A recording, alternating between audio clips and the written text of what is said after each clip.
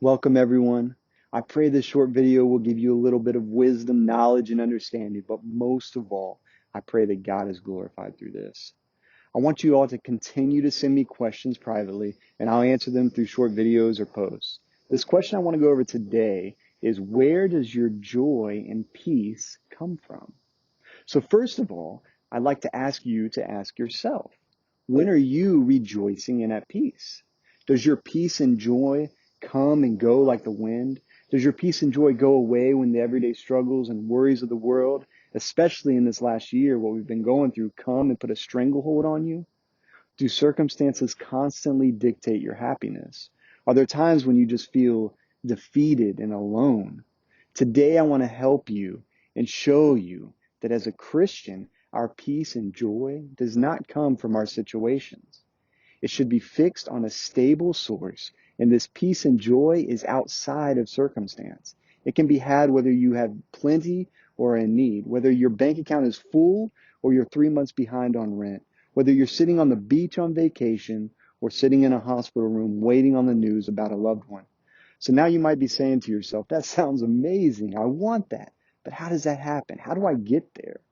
Well, Paul said in Philippians 4, "For I have learned in whatever state I am to be content."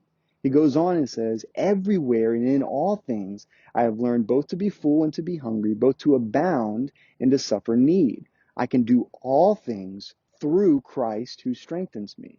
Nehemiah 8 says, "Do not be grieved, for the joy of the Lord is your strength." Did you catch that? The joy of the Lord is your strength. You see, if your joy is fixed on Jesus Christ, who is Lord and is God, instead of the circumstance you are in, then He has promised to give you strength to go through whatever situation or struggle you are facing.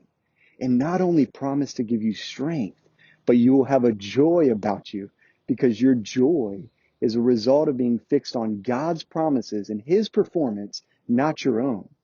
We can read throughout Scripture passage after passage that no matter what we are going through, it says His will is what's best for us.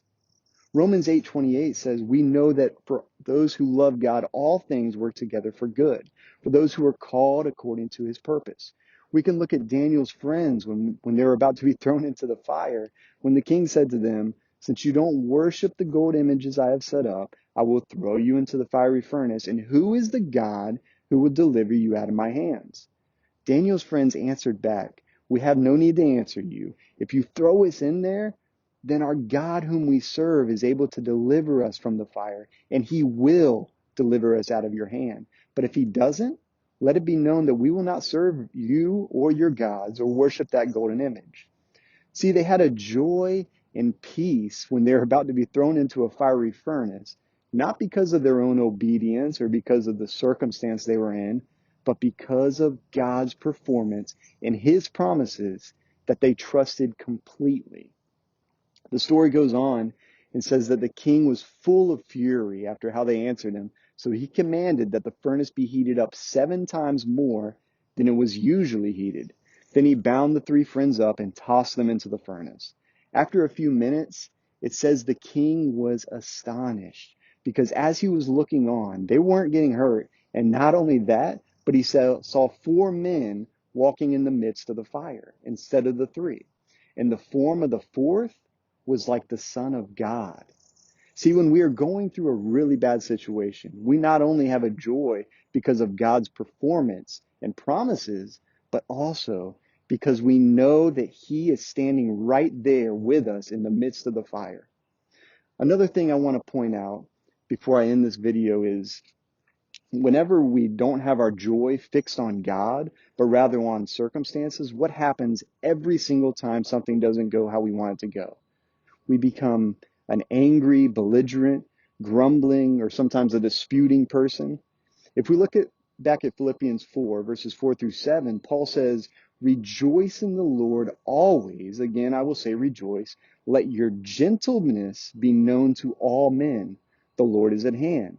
Be anxious for nothing, but in everything by prayer with thanksgiving, let your requests be made known to God, and the peace of God, which surpasses all understanding, will guard your hearts and minds through Jesus Christ."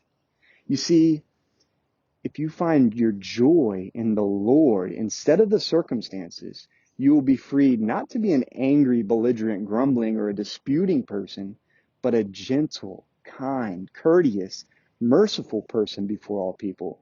He wants people to hear your gentle responses. He wants to know your request for help. He if you go to God for your requests, with your needs, with your brokenness, with your concerns, and you lay it out all your anxieties to God, then you can be peaceful, merciful, gentle, and kind when it comes to your dealings with other people. Let your needs, requests, concerns burden God, who's never burdened. Don't let them burden other people. Show other people kindness, gentleness, servanthood, mercy, courtesy. Then you will make the Lord look very good. All of this is flowing from a joy in the Lord, and it is the result of what He has done. So now your joy is fixed on a stable source. When your joy is based on your own performance, it's going to go up and down like a yo-yo.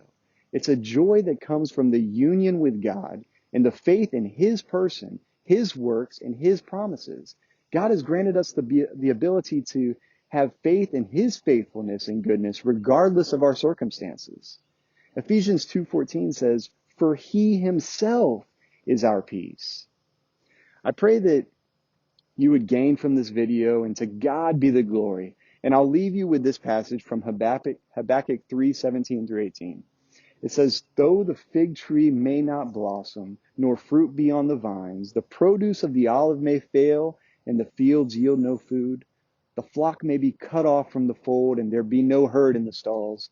Yet I will rejoice in the Lord. I will take joy in the God of my salvation. God the Lord is my strength."